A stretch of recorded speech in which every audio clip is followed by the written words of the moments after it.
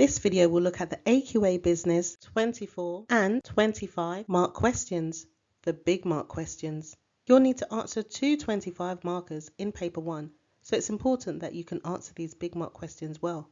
The structure I'll give you is a straightforward one and can be used for both 24 and 25 mark essays. You'll find the 24 markers in paper 3. Please do note there is more than one way to structure these questions. There is a free revision checklist for you. I have put the link to that in the description box. And these videos may also be of importance to you. I'll put the link in the description box too. Don't forget to like the video and subscribe so you're notified when more AQA business videos are released. It's important to know the command word for exam questions. For the 24 and 25 mark essay questions, the command word is to what extent. Here's an example of a 25 mark question. To what extent do you think that an ethical approach to business decision making is now essential for managers in public limited companies? Here's an example of a 24 mark question. Without strategic planning, all businesses are doomed to fail. To what extent do you agree with this statement? Now, for big mark questions, if you have a sentence or two before them, then you need to make sure that you refer to that sentence within your answer. It does not need to be your sole focus, but you should make reference to it. Let's take a look at some tips. This is how the marks are distributed for the 24 and 25 mark evaluate questions. Up to 5 marks for you to demonstrate knowledge of terms and concepts. Up to 6 marks for you to show analysis within business. So that's really using words such as because and leads to and analysing in depth. And up to 10 marks for you to evaluate and make informed judgments. So that's for the 25 marker. The difference between the 25 and the 24 marker you can see is the 1 mark difference for the evaluate information to make informed judgments. Now for your big mark questions, it is important that you plan your answer.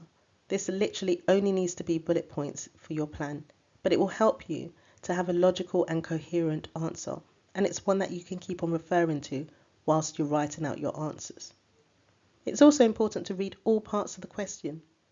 So throughout your answer, you need to show a clear focus of the question. You need to show knowledge and understanding, so perhaps start with a definition which includes a key term within the question. If there isn't a specific key term in the question, then another key term that you think is relevant to the topic should be defined based on the question. Do not spend too long on this though. For knowledge and understanding, they want to see also that you can show an understanding of how individuals and organisations are affected and respond to issues where it's relevant to the question. You should know the command word. The command word is to what extent. When you have a command word that is to what extent, it means you need to evaluate. So these are evaluation type questions. Make 2 points. Each time you make a point, you should analyse it and then evaluate it. Be consistent with your evaluation. Do watch my video on how to evaluate. I'll put the link to that in the description box. Make your point. Include chains of analysis. Include context. And make sure you evaluate each point. Application. For the 25 marker, you should draw from your own examples here and bring in real life business, industry and global examples to add context. You may have knowledge on how certain industries are performing, so bring that in where relevant. The answers to your big mark questions must always have context. Analysis. Use key connectives such as because, leads to, as a result, to ensure that your answer is well developed. And apply your answer effectively to the context. Final judgment. Leave sufficient time for your final judgment. This will be at the end of your answer. It's your concluding paragraph. Ensure in your final judgment that you answer the question. You justify it. You state what it depends on. Does it depend on cost? Does it depend on the state of the economy? State what it depends on. This is also dependent on the time that you have during the exam to complete this. Try and leave sufficient time in order to answer these big mark questions. It is important that you practice the big mark questions too, as they can be quite challenging. This is our paper 1 question that we're going to answer. To what extent is training likely to be the best way to improve the performance of a retailer's workforce? You can pause the video now if you'd like and answer the question too. Training is a process of employees acquiring new skills and knowledge to enable them to perform their job effectively. One reason why training may improve employee performance is that it can ensure that new employees settle in their role quickly. Retailers in the grocery industry typically offer induction training to new employees joining their workforce, such as health and safety training. This means that these employees are able to learn the company policies and procedures required to perform their job role confidently and effectively. This will help the workers become prepared to do their job and reduce the likeliness of making costly mistakes. As a result, it can help employees appreciate the aims of the business and ensure they are working towards those aims.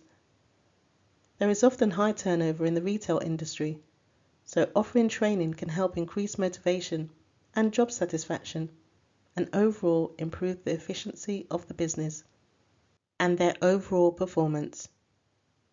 However, training may not improve the performance of the company's employees, as retailers such as Samsung may choose to introduce other methods to improve employee performance, such as increase the pay of their technicians, which may be more effective than training in improving employee performance. Another reason why training may improve employee performance is that it can increase productivity. For example, in a retail business such as Nike, they use a variety of methods to train employees, such as online training and workshops, some of which may include product training for the sportswear products. When employees receive training, they acquire new skills and knowledge. This increases their confidence in the job role. This leads to employees in the workforce performing their jobs more efficiently and with greater accuracy. As a result, the number of transactions processed per hour may increase, and therefore lower unit costs overall. In addition, training helps employees manage tasks individually and in a team, which means there is less time needed for supervision.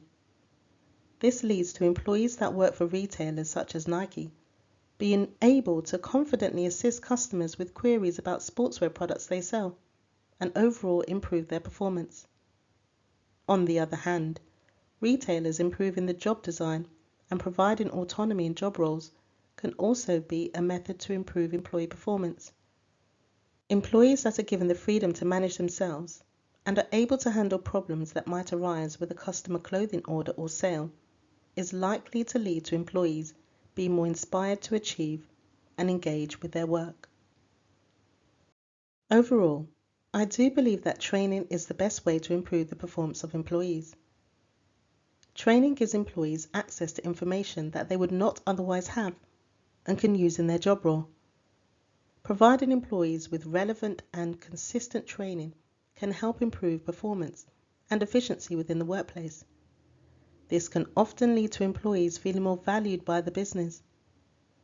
Training can be beneficial for retail businesses such as Next in terms of increasing employee retention and the performance of the employees that work in the clothing and homeware departments.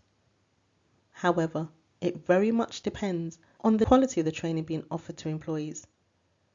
If the training is of poor quality and/or does not link to their job role, then inadequately trained employees are likely to experience poor job performance and make mistakes, which could be costly for the business and impact negatively on the reputation of the business. This can be overcome if businesses invest in good quality training and ensure they review employee feedback from the training. Thank you for watching this video.